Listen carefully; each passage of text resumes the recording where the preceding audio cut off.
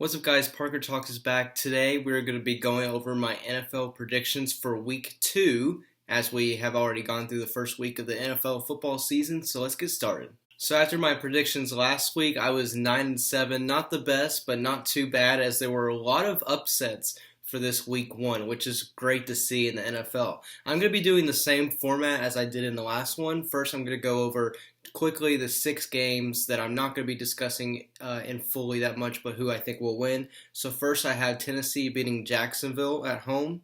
Then I have Green Bay also at home defeating the Detroit Lions. Buffalo going on the road to defeat the Miami Dolphins. Also the same for the 49ers going on the road to defeat the Jets. Then I had the Chicago Bears defeating the Giants at home.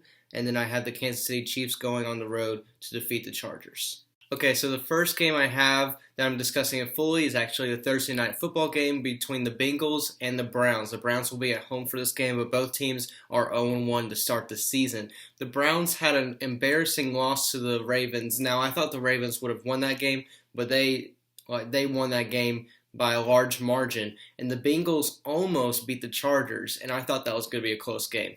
I saw a lot more upside with the Bengals this season. I think Joe Burrow, he's already a captain of that team. He's going to lead that team to some wins, I think. I don't think they'll make the playoffs, but they can win games that I think will be close, which is what I think this game will be. A lot of Thursday night games are usually pretty close. I think the Bengals are going to win this game, which means the Browns are going to fall to 0-2, meaning they got to get stuff together again to start up the season. Next up, we have the Atlanta Falcons at the Dallas Cowboys. Now, I had both of these teams actually winning their Week 1 games. Both of these teams lost. Both 0-1. Both of these teams need a win to get this season back into shape. Now, the Atlanta Falcons, they already have Matt Ryan is leading the league in passing yards. He had 450 passing yards. And they have 2 receivers, Julio Jones and Calvin Ridley, that are already top 5 in receiving yards this season. But they still weren't close to winning that game against the Seattle Seahawks, so it's kind of hard to believe. While on the other side, you had the Dallas Cowboys almost winning that game against the Rams, but it's still a very close game.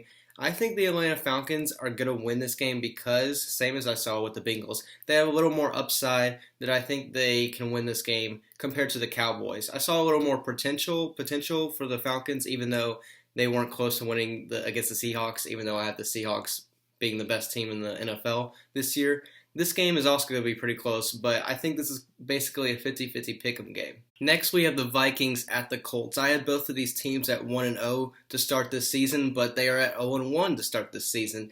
I just can't see the Colts losing this game, though, because I see Philip Rivers just having a lot of frustration after that loss to the Jacksonville Jaguars that they honestly should not have lost, but the Jaguars played a great game. Philip Rivers did have a lot of passing yards in that game, and he's third in the NFL in passing yards. The Vikings had an embarrassing loss to the Packers as they dropped 43 points, I think, on them on that defense for the Vikings. So I'm going to have to go with the Colts. The Vikings, I thought their defense is pretty strong, but they gave up 43 points. Could just be a hoax, but I'm going to go with the Colts in this one.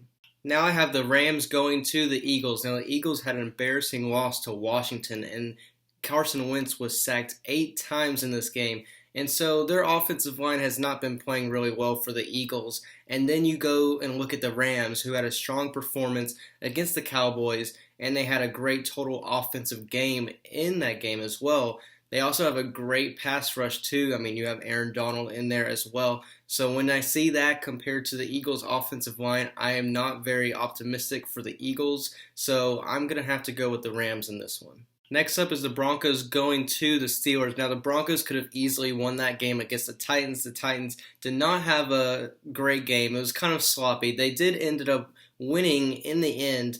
The Broncos did look very good for their first game of the season. The Pittsburgh Steelers, on the other hand, were facing the Giants, and everybody, predicted them to win. Now, Benny Snell, a rookie that I mentioned before, he had 113 rushing yards in that game, and I think he's one to definitely look out for in this game as well. Also, the Steelers had 2 picks. I know it's against Daniel Jones, but still their defense looks very stout. I was just watching their defense, and I'm like, wow, they actually have a great defense just all over the field.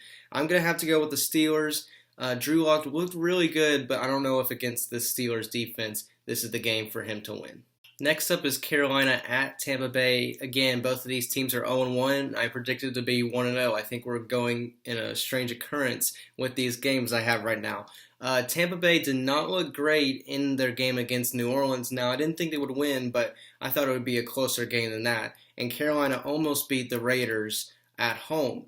Now, I think Tampa Bay can bounce back and win this game. Tom Brady, if there's any quarterback, can bounce back and win this game against the Panthers. Yet the Panthers look very strong. Christian McCaffrey again looked very strong with 96 yards.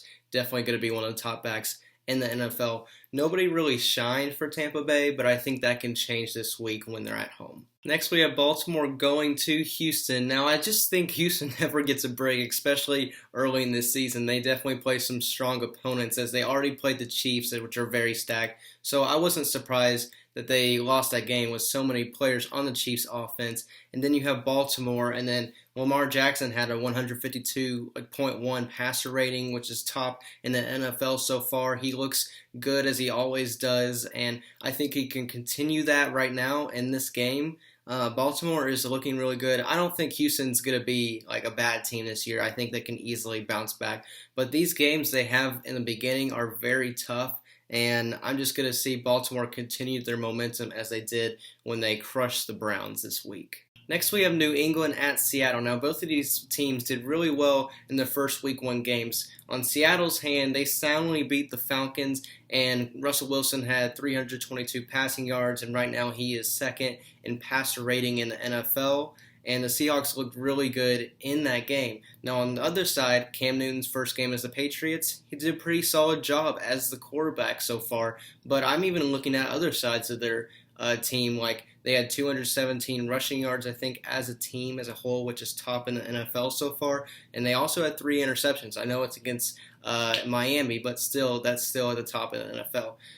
That being said, it's really hard to go on the road, even without the fans, to Seattle. One, because it's just so far away, but also I think Seattle is the team to beat, I think, in the NFL next to the Kansas City Chiefs, because I think they're going to have the best record in the NFL. I think this is going to be a tough game for the Patriots, but they can bounce back afterwards. But for now, I'm going to go with the Seahawks.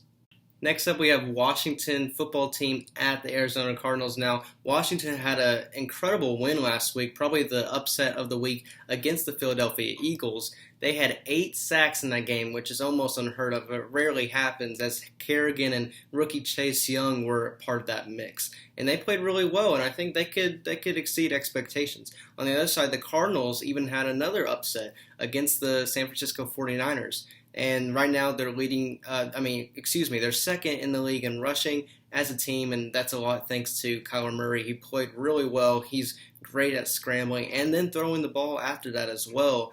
Budda Baker played really well on the defense with 15 tackles, and they also had 3 sacks as well.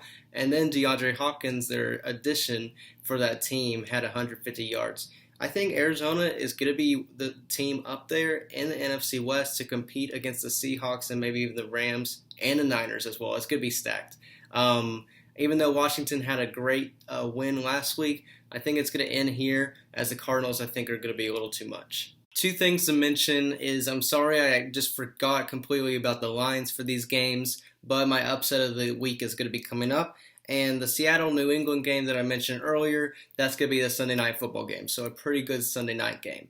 But my last game is Monday Night Football, which I think is going to be my upset of the week, is New Orleans against Las Vegas on the road. Las Vegas will be at home in their new stadium for the first time. And I think that's just enough to get Las Vegas that win for Monday Night Football. They put up a lot of points, like 34 points, I think, against the Panthers. They looked very good on their offense as well.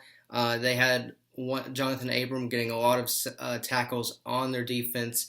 They're looking pretty good, even though the Saints soundly kind of beat the Tampa Bay Buccaneers. I think this is the game for the Raiders to win at home in front of their new stadium. So that's it for the video today, guys. 9-7 last week. Let's try to get that a little better, even though I have a few upsets in this week. Hopefully I can get better than 9-7. It can only go up from here, I hope. So thank you guys so much for watching, and I'll see you later. See ya.